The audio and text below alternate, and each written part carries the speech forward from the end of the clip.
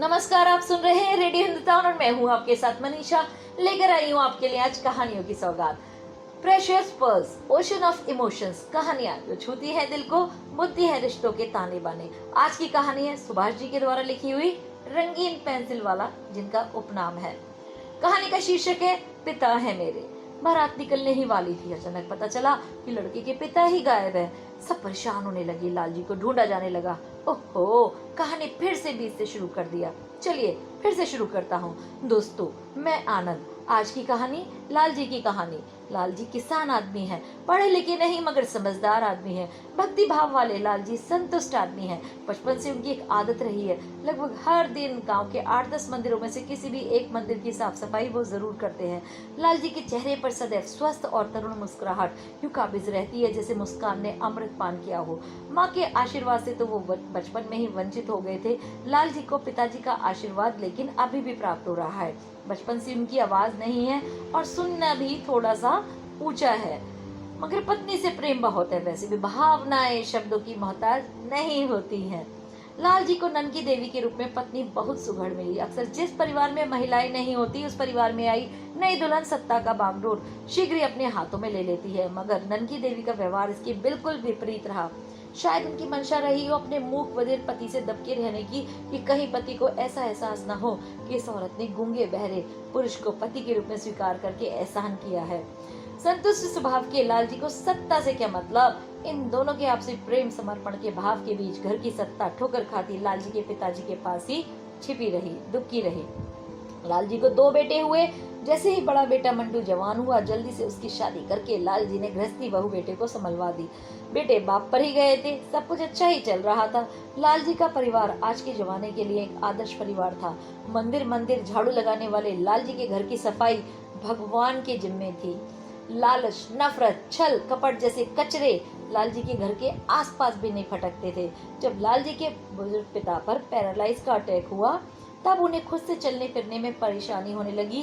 वैसे भी वो काफी बूढ़े हो गए थे। अब लालजी की दिनचर्या बदल चुकी थी। अब उनके जीवन की प्राथमिकता अपने पिता की सेवा करना ही रह गया था। खेती बाड़ी बड़ा बेटा पहले ही संभाल चुका था। उसका व्यवहार ऐसा कि बहुत ही जल्दी वो मंटुआ से मंटू बाबू हो गया। छोटा बेटा जो बचपन से ही कुशाग्र बुद्धि का था, उसको पढ़ाने के लिए सबने अपने अपने हिस्से का त्याग किया। भाई ने पसीना लगाया तो भाभी ने गहने लगा दिए। ननकी देवी ने जिंदगी भर की सारी दुआएं इकट्ठी करके छोटे बेटे पर नछावर कर दी। लालजी क्या लगाते, सदैव की भांति मंदिर मंदिर जाते तो अब भगवान को कुछ देर निहारते। गूंगे मुंह से क्या बोलते। अगर कहते हैं ना, आज मिले या कल मिलता है, हर पूजा का फल मिलता है। देवताओं ने गूंगे मुंह की आवाज का मान रखा। हेमंत उर्फ हेमू ने सरकारी इंजीनियर की नौकरी पाने में सफलता प्राप्त की। मंटू बाबू का सीना थोड़ा और चौड़ा हो गया और लालजी के संतोषी मुस्कान में थोड़ी और वृद्धि हो गई। मंटू सिंह की इच्छा जल्द से जल्द छोटे भाई को गृहस्थ में बांधने की थी। बोलियां लगने लगी।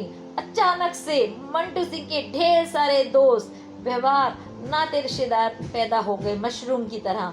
लालजी की क्षमता को तोला जाने लगा। भाभी ने एक तस्वीर देखकर लड़की को देखने की इच्छा जताई। दोनों परिवार मिले। ननकी देवी को लड़की की कुछ ढूंढती सी आंखें भाग गई। भाभी को इतनी पढ़ी लिखी लड़की के द्वारा पैर छूकर प्रणाम करना, उनका तो दिल ही जीत लिया उसने। लड़की से उसका नाम पूछा गया। लड़की कुछ बोल नहीं पाई, ढूंढती आंखों से लालजी की तरफ देखती रही, बस वैसे ही जैसे लालजी मंदिर की मूर्तियों को देखते रहते थे। दर्द ने दर्द को पहचान लिया।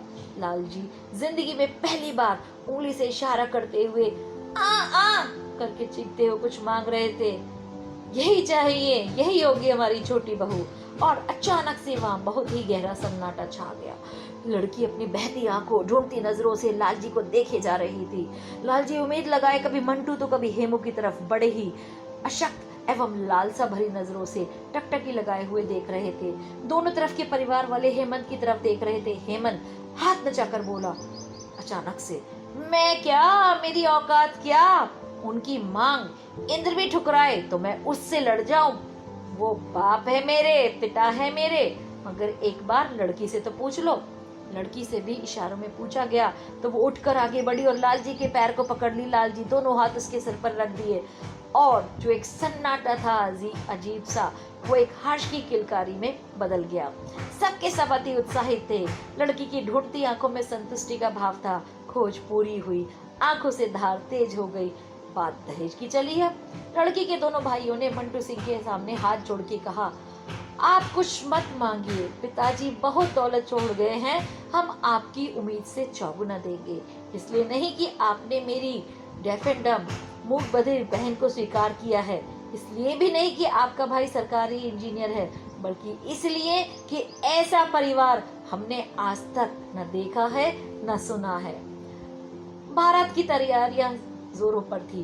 मंटू बाबू अपनी शादी में छूट चुके शौक को भी अब भाई की शादी में पूरा करना चाहते थे, इसलिए बहुत ही बिजी थे। मगर एक दिन हेमू ने भरे घर वालों के बीच ऊंची आवाज में अपने बड़े भाई को टोक दिया, दादा, हर चीज में अब आपकी दादागिरी नहीं चलेगी। हाँ तो हर चीज में आपकी दादागिरी क्यों चलेगी अभी? सबके सब लोग चौंक पड़े। मंटू जहाँ था वहीं ठहर गया। हेमू पहली बार अपने बड़े भाई से ऊंची आवाज में बात किया था, वो भी ऐसे। मंटू से दुपट्टा हुआ सा बोला, पागल हो गया है क्या? क्या बोल रहा है? कैसी आवाज में बोल रहा है? भाई की डांट से अंदर ही अंदर कांप गया हेमंत, मगर फिर से हिम्मत जुटाकर बोला, पागल नहीं हूँ दादा, हमारा ब्याह है, हमारी भी कुछ इच्छाएं हैं। मंटू ने पूछा, क्या चाहता है तो तू? दुल्हन के लिए जो भी गहने बनवा रहे हैं भले कम बनवाएं, मगर हर गहने का 2 सेट बनवाएं। हेमंत ने अपनी भाभी के सूने गले की तरफ देखते हुए कहा। ननकी देवी बेटे की बात सुनकर गर्व से भर गई और भाभी तो इमोशनल हो गई। मंटू भुनभुनाता रहा, सर को झटकता हुआ फिर वहां से चला गया। बकलौल कहीं का। हेमंत व्हाट्सएप पर अपनी होने वाली दुल्हन को मैसेज टाइप करने लगा, तेरी इच्छा पूरी हुई। इंजीनियर ने एक बार जो मुंह खोला तो फिर तो बंद ही नहीं कर पाया। हेमू के लिए फॉर्च्यूनर का साटा कर दिया हूँ और पापा के लिए बोलेरो कर दिया हूँ, मंटू सिंह घर में बता रहा था। पापा के लिए भी फॉर्च्यूनर ही कीजिए ना दादा, हेमंत ने अपनी इच्छा जाहिर की। क्यों क्यों क्या जरूरत है? मंटू सिंह ने कहा। हेमंत गर्व से बोला, वो पिता है मेरे पिता।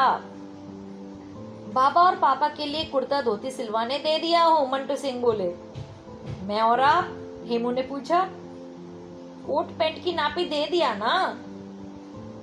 पापा के लिए भी कोट पैंट सिलवाइए ना दादा, हेमंत बड़े भाई से मनुहार करता हुआ बोला। मंटू ने कहा, अरे पागल है क्या? इंजीनियर गर्व से बोला, वो बाप है मेरे, पिता है मेरे।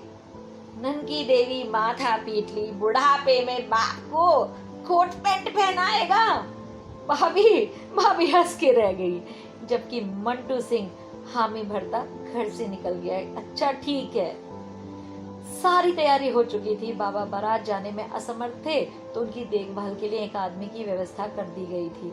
लालजी कोट पैंट पहनकर बेटी की बारात में जाएंगे, ये बात सारे गांव में चर्चा का विषय था।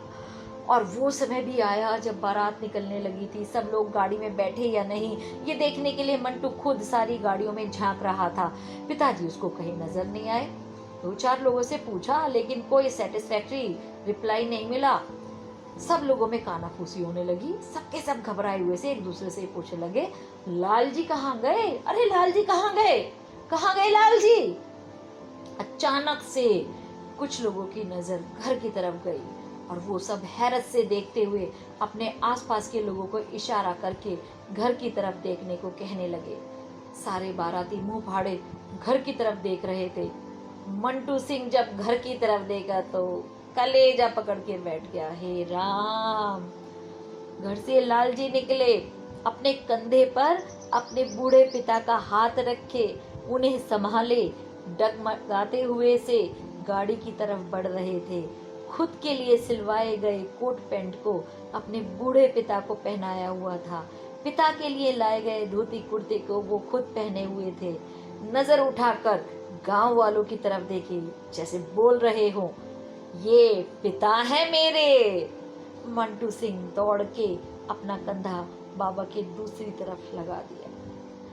आशा करती हूँ आपको ये कहानी अच्छी लगी होगी। ये कहानी नहीं दोस्तों, एक संदेश है कि यदि हर घर में इतना ही मान हो एक दूसरे का, इतना ही ख्याल हो एक दूसरे का, तो ये दुनिया स्वर्ग से कम क्या होगी। किसी और स्वर्ग की ज़रूरत क्या होगी जब हर घर में इतना प्यार, इतना आदर और मान सम्मान होगा और रिश्तों का ऐसा ब्लूमिंग होगा। तो दोस्तों, कैसी लगी आपको ये कहानी कमेंट बॉक्स में लिखकर बताइएगा। तब तक करते रहिए काम और सुनते रहिए रेडियो हिंदुस्तान। साथ में याद रखिए, लोगों को सिखाइए, पानी बचाइए।